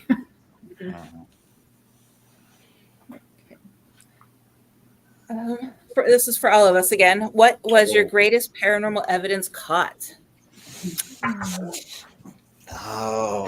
Ooh. What you guys think? I'll do mine. Okay. Only because it's interesting is, of course, we all have all these experiences that I wish we caught on camera, but we, of course, you don't always get it. But as far as actually caught on camera, we were investigating a location where Tupac was shot out in Vegas. Oh. And something I always, whenever we go from area to area, I turn off and I know I shouldn't, but I turn off my video recorder. But I didn't. I know I didn't, but I didn't shut it off. and you could tell I didn't shut it off because everything's upside down and it's like walking with my hand. So, you can tell that I did something wrong. And one of the other investigators said, wouldn't it have been cool if we actually reached out to Tupac tonight? And immediately afterwards, we got, I'm right here. Thursday on the video camera. Wow. Nice. And it was one of those things where it could have been Tupac saying he's right there, or it could have been someone else being like, well, why do you want to talk to him? I'm right here. Right. But either way, that was the clearest EVP we've ever captured. Yeah. Wow. Pretty cool. I have one. Oh, go ahead. Before I was on the team, Philip, I was at the event that we guys put on. Your sound just went out, huh? We lost your audio. It did? Oh, yeah. Oh, there Okay, you you're are. right. Is it back? Yes. Who's here? It's funny because about 10 minutes ago, I thought I heard somebody behind this door behind me. And everybody's asleep. So, I know. Before I was on the team, and you guys were doing the event, and Philip, you had brought your spirit box, and we were upstairs in the bedroom, and you felt like somebody needed to cross over, so that's what you were doing. And at the end, you said, please give me a sign that these people had crossed over. And we actually have this up on the GPI YouTube channel. It's footage from my own handheld camera. The sound of bells came through very clearly. And in person, it sounded a lot louder, but on the camera, it was, for whatever reason, it's more muffled, but you can still hear it through the camera footage. And for me, like, that was just amazing. And I came home that night and I told my husband, I was like, this is what I have to do. That's all the proof I need. All right, Miss Cyn. I have got 2 videos that we caught in the old Lincoln County Hospital. There, you can see them on elkvalleyparanormal.com. Okay. One is the creeper, Oh. and he does not want to be seen. The other one is on the 2nd floor, and it is a true orb, I promise, but it is only there because it's trying to get your attention away from what's shooting across the floor. So it's so cool. It's so cool. And then I got the best EVP. We lost my nephew. Now he was 19 and a half of an accident. And his mother was telling me a story. And he actually tapped and said, "Did you hear that?" while she's telling me this story at her house. Oh, so wow. I have his voice a year after he died. That is fantastic. Yeah. So it's never coming off my phone. Never, No. ever. Yeah. Never. That's a healing. That's a healing piece of evidence, which is wonderful. Mm-hmm. Just like he's okay. Yeah. Mm-hmm. That's the things I like. Yeah. Mm-hmm. Miss Jerry. Is that time you floated through the air? Yeah. So, what I was talking about earlier with the spirit box, that was one of the best, because, it was just the best piece of evidence, and it was recorded by Philip, of course. So we have it, but we have gotten so many different EVPs that were just, they referred to someone on the team or someone that we knew personally, and they made it real clear, who it was to. I love those because someone's actually trying to, they're trying to communicate with us. And of course, we don't have a clue how any of this works, but I think the EVPs that we get on our team are just some of the best evidence ever. And especially when they call you a bitch, or something. Love it. But they do. Well, I've been called the F word so many times. You know how that warms my heart when they say you effing, say it again. I love it. But I think, we all know that getting video of something moving is one of the hardest pieces of evidence to get. We get most of our evidence, everyone agrees, is audio, but to catch something moving, and we got something moving at the right hotel, and it's that belt that's hanging on the wall, and it's swinging back and forth alongside all the other belts, and nothing else is moving. And you hear him say, "Hey, hey, hey," and that belt's just, and it does that for how many seconds? I mean, you can see it on our YouTube page. It goes for a while. Yeah. And it's just, I just like, oh, thank you. Because I would love to commented, investigate with you guys. oh, we're fun. I would love to investigate with you guys.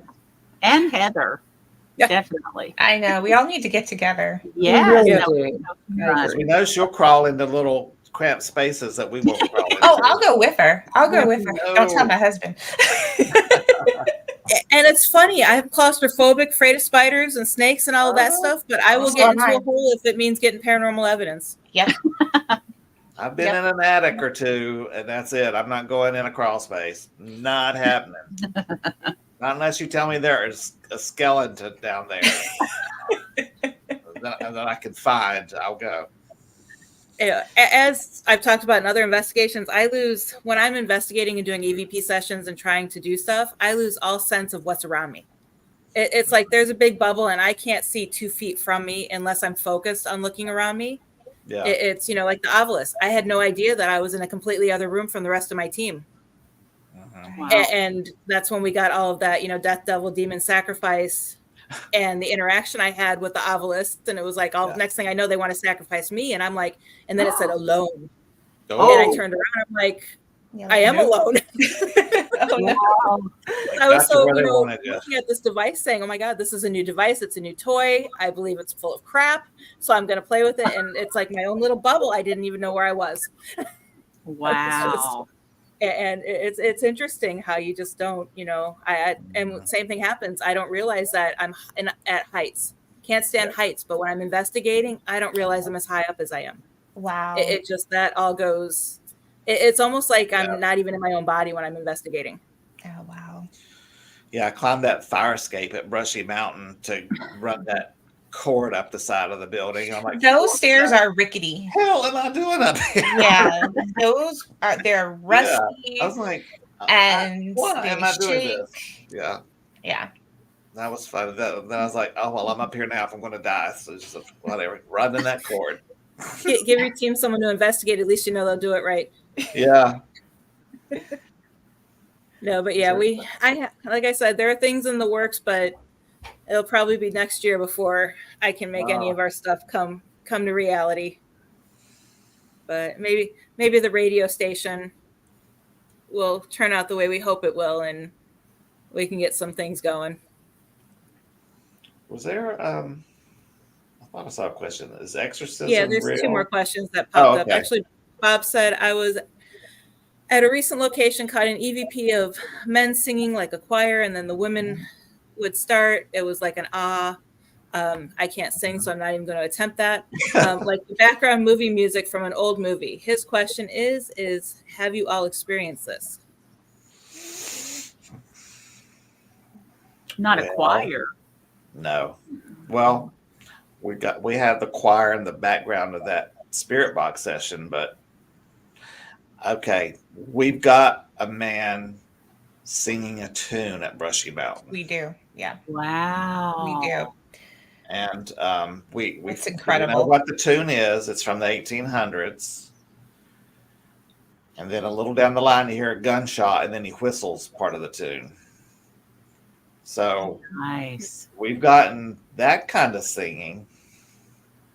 So I know we've captured, it was 96 seconds, I think it was, of organ music. oh, that's cool. Wow. Yeah. That's cool. That's really cool. Yeah, when you're investigating, you have to, if you have a team, you have to be aware of not whispering, not whistling. If your stomach growls, which mine usually sounds like demons erupting from hell, you have to always tag, that was me, or that was a chair scooting in the background. I burped. Somebody bumped into the wall. You always have to tag these things, because when you go back and you're exhausted and you're reviewing this information hour after hour, it's like, what was that? Then if you hear that was me, then you can keep on going. Mm-hmm. Yep. Okay. And then Dion wanted to know, is exorcism real with all the papacy traditions and all? I don't buy into that because I'm not educated in it. I stick with human spirits. To me, that goes into the realm of religion, which I'm out of that. So I think it also depends on your religious beliefs. Yeah. So, I mean, I know every religion has a rite of exorcism, but like in my aspect, we don't view it as demonic. Yeah. We just, it's a negative entity in our, in my perception. So I think that's all about religious upbringing and beliefs. But, that being said, I talk to dead people. I mean, anything is possible.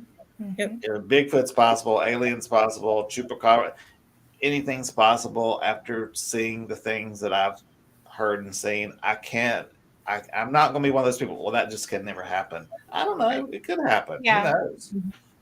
So I'm not going to be narrow-minded and that's impossible. I don't know what's impossible and what is possible. Everything's possible. Yeah. And since we still have 15 minutes left, a question just came into my mind. I know I had interviewed Christopher George a while back, actually a couple times, and he talked about an experience in the Florida Everglades here that he had, where he was walking the boardwalk, and then it was almost like he stepped into a whole nother world. Ooh. And on top of it had a time slip. And then when you triangle stuff. Right, and he'd step 2 feet back and he'd be back in reality. And while he was over that one little threshold, he wasn't able to get any type of radio communications. And I've heard other people that I've interviewed, especially when I did the research for the skunk ape, for the book that's coming out, there was a lot of people and it was around that skunk ape area, that have experienced time slips in that area. Wow. Is a time slip a slip in time, or are you stepping into another dimension? Exactly. Or is it the same thing? Because I've had a theory of that for a long time. Like, you hear about people just disappearing, like they're just vanished. They went around the corner and they're just gone. How is that possible? They're not on any video footage. We have video cameras on every corner of this planet. How can they not be on any video footage? Like, where did they go? That's a theory that I have. I think that sometimes you're just walking into something is thin, the veil is thin in certain places, and you're just there at the right moment and you're walking into it and you can't get back through.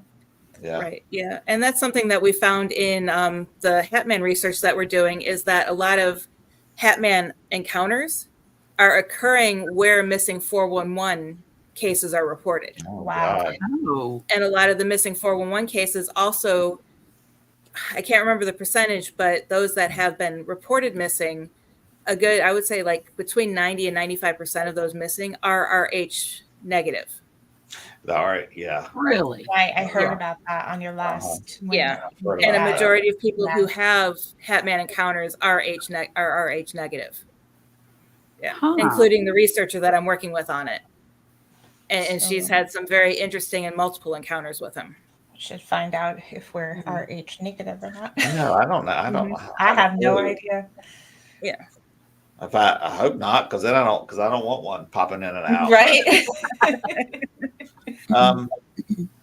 Because we think, the whole category of shadow people, not human spirit in shadow, but shadow people are interdimensional, and they're their own entities from another world.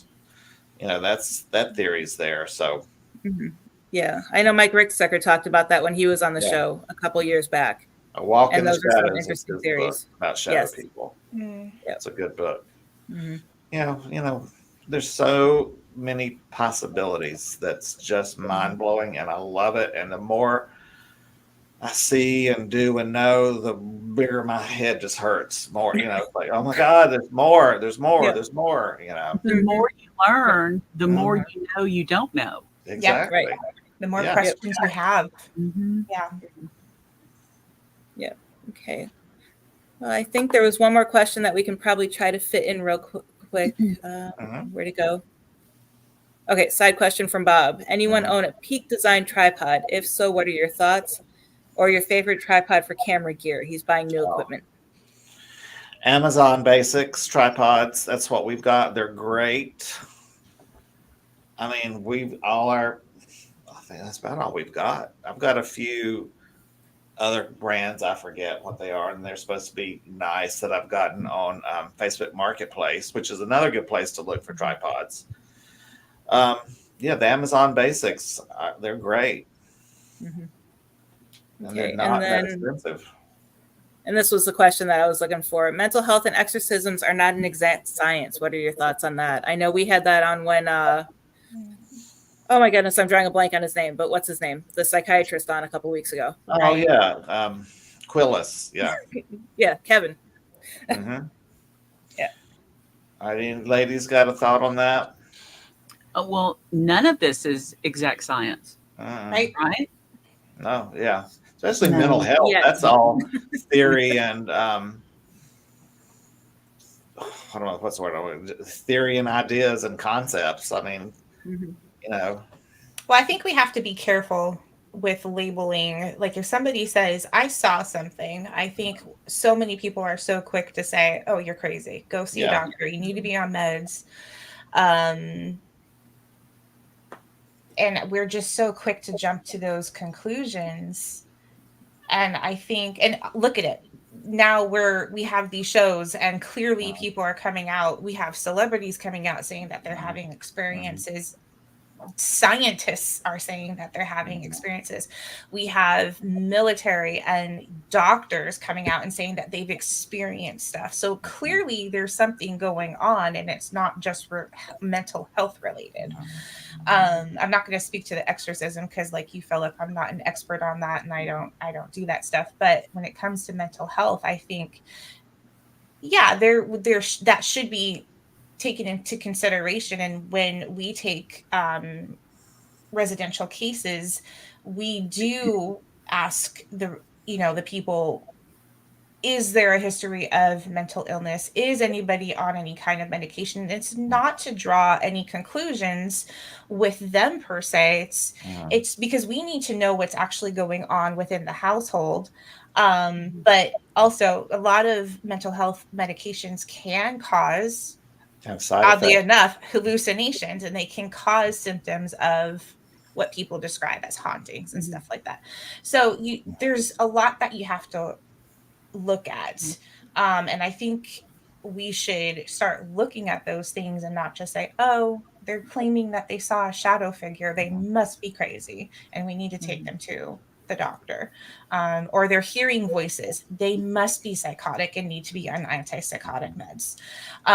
So yeah, I think we just need to really stop jumping to conclusions so quickly. That's what I call him Dr. Quillis, Kevin said.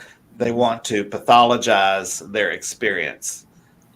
Automatically, it's a side effect of something diseased or not right, which is wrong. And that's what makes him a really good therapist for people who have paranormal trauma. He's not going to dismiss your experience, even if maybe it's not something that really happened, but it really happened to you, and how you're dealing with it. It's a big puzzle to put together, and it's all. And another thing that made me think of when you were talking about why we ask about, are you on any antipsychotics and things like that? Is this person unhealthy and vulnerable to negative spirits? Because they will sometimes go for the weakest link in the chain, and so we're not just asking to see if they're crazy. No. It's like, are you a target because of you have a weakness, whether it be physical or emotional or something else, and something's trying to play on that. So it's, we try to say we're not being nosy and thinking you're nuts because you're on this medication. It's, you could be vulnerable to something that's nasty that's going after you. And, because everyone else is, maybe more stable in other ways, emotionally or physically. So, we got to look at all these bits and pieces when we do this. Yeah, and certain medications and conditions can cause hallucinations and also tactile hallucinations. Right. We had that one woman in Vegas. She was always saying that something was touching her. Yeah. And we found out later on that she left off her initial interview that she was extreme anemic.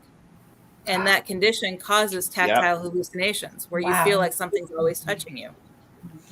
Years ago, this first team where they never taught me anything, this client had all these steel rods put in their body. And I mean, they were basically bionic from an accident.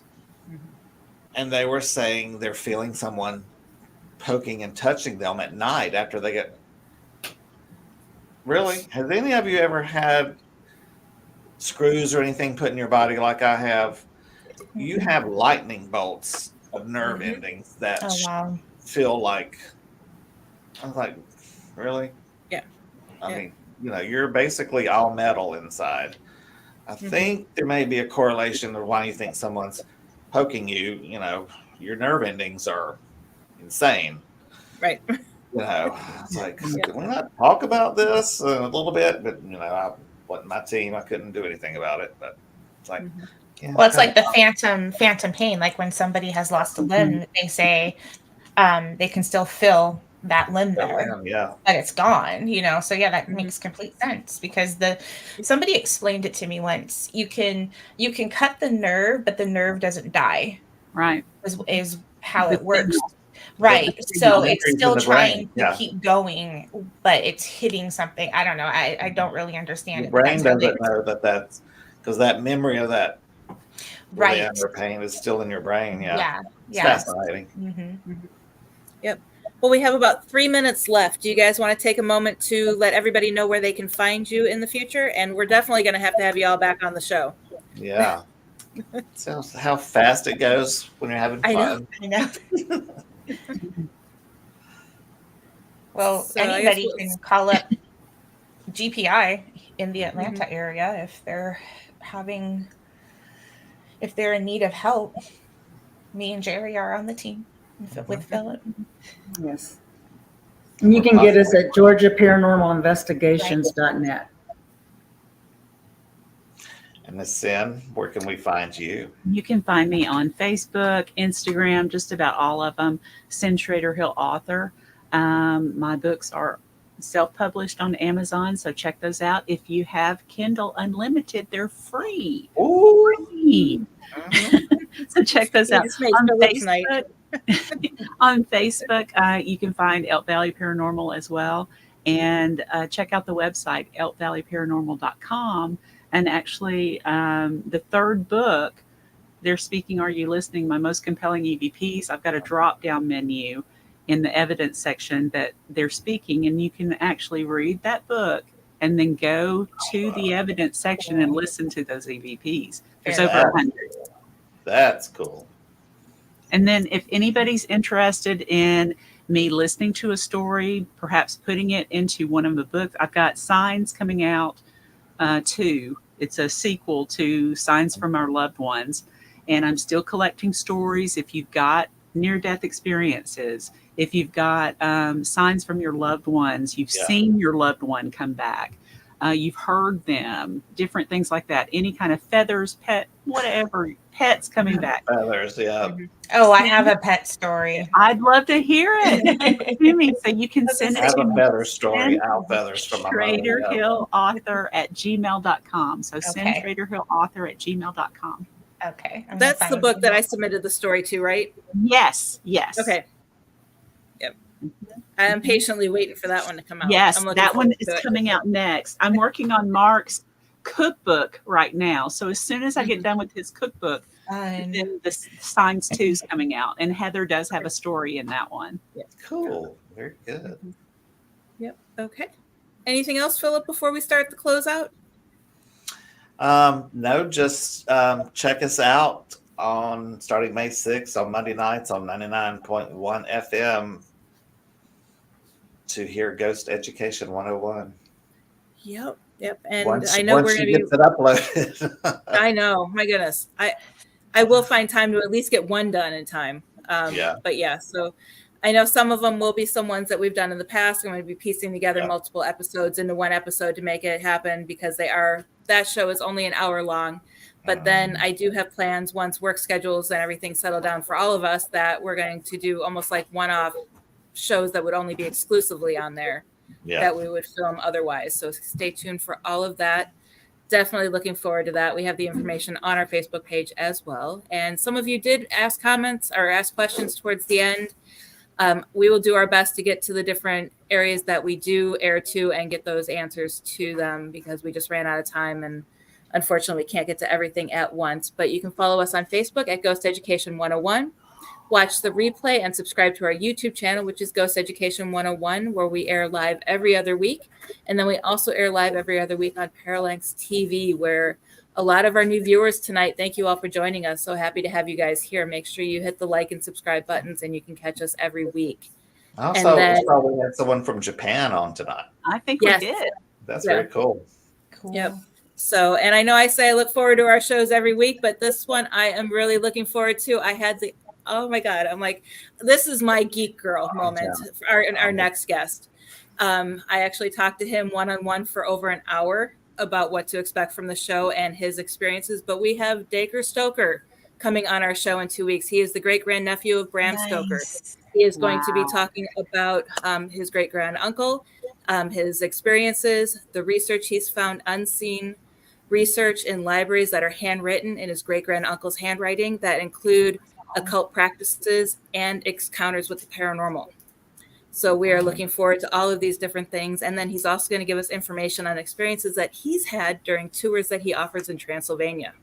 Oh. Wow. Amazing.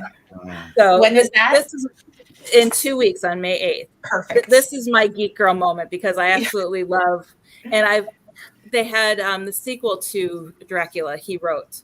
The Undead with Ian Holm, I think is who he co-wrote it with. And that was like, I like that better than I like the original Dracula book, but this was, yeah, it's really good. So I'm a big Dracula and vampire fan. So when I managed to book this, I was like, I'm messaging Philip. I'm like, guess who I got? Like, Bram Stoker, is he dead? I was like, oh no, I read that wrong. Okay, never mind. I was like super excited. So yeah, so that Philip might have to do a lot of the talking because I'm just going to be in a lot of awe on that night. I got a lot of reading to do before he comes on. Yes. Yep. So yeah, and he does. I'm trying to get him to do his presentation, but he does do presentations on. It's called Stoker Educating Stoker or something along the line, or Stoker Talking Stoker. And it's his presentation about, he talks about his family stories and all the different things that have happened in the family that have been passed down. Oh, that would be so good. Yeah, it's one of those we may need 3 hours next time. Yeah. Fine with me. So, okay, but other than that, we will see you guys in 2 weeks. Make sure you tune in, mark your calendars, and thank you everyone for joining us tonight. I know Tiffany and Jerry, it was last minute, but thank you guys for hopping on tonight. No problem. Thank you for having me on. Cyn, I will definitely be in touch with you as always. I always love chatting with you, so we'll all be in contact soon. Thank you so much for having me on. Yep, you all have a great night. See you soon. Good night. Good night.